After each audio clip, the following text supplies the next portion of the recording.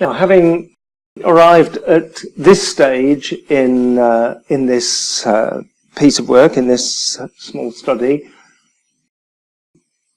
there's an image beginning to emerge with some hint of sort of light and shade and hands possibly starting there. And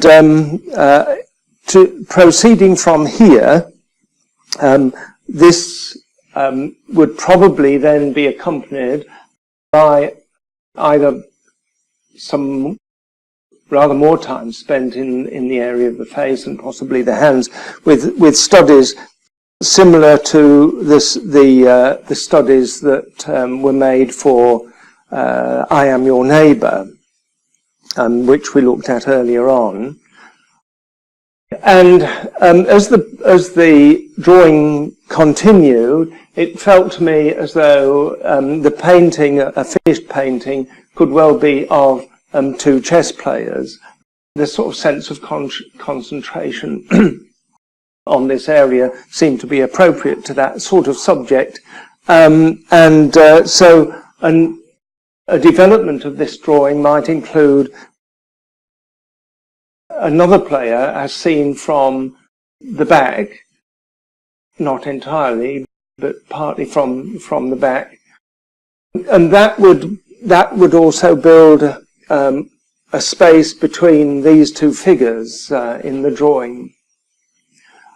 So and that one might require some more studies. And if it was going to conclude as a painting, I would then be building up on the whole composition. The drawing has gone along so that obviously the face has been an area where it's offered its normal challenges, and the difficulty always is to escape from the preconceived ideas. And the dark part, the dark line just there, which I put somewhere where I felt it ought to go, but it didn't make much sense to me from the point of view of thinking about eyes. As I moved away from the drawing, I realized that that was one of the keys to the drawing's development, which obviously would then require a lot more attention. But it's that gave it a sense of life and being for me. One of the difficulties that is always present is that a drawing or a painting is always one step ahead of the artist, and so you're kind of following on, and you can see while you're working, you can see where it's going, and you need to try and learn that process of following.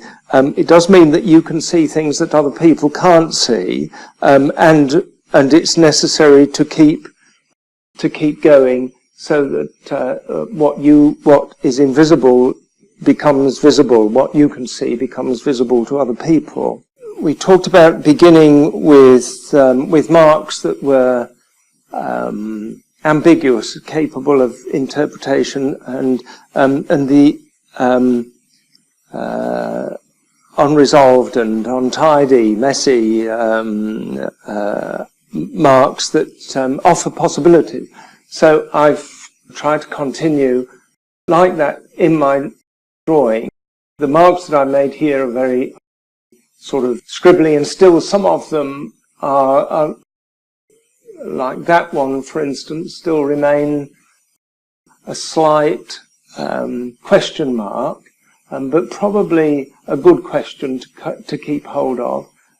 The ambiguous end to the area of the head and this line are also questions, but they're questions that offer possibilities. The hands here, that one, that is a hand that seems to come from this arm and that from that. Again, I've made no attempt to draw hands carefully, but to make marks that could have the sort of the life of a hand in them, and to offer interpretation that I wouldn't necessarily have thought of. That a form, the making of form, there's those lines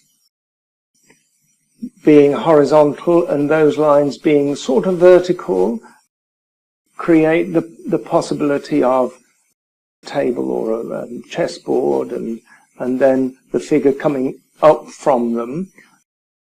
Those lines and these all giving the sense of form.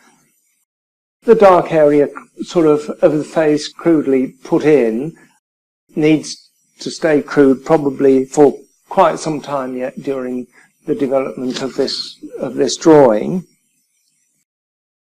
The eyes, if those are the eyes are making a connection with this area of the drawing here, which is really quite important. And if it were to develop with another figure here, there would be quite a strong sort of triangle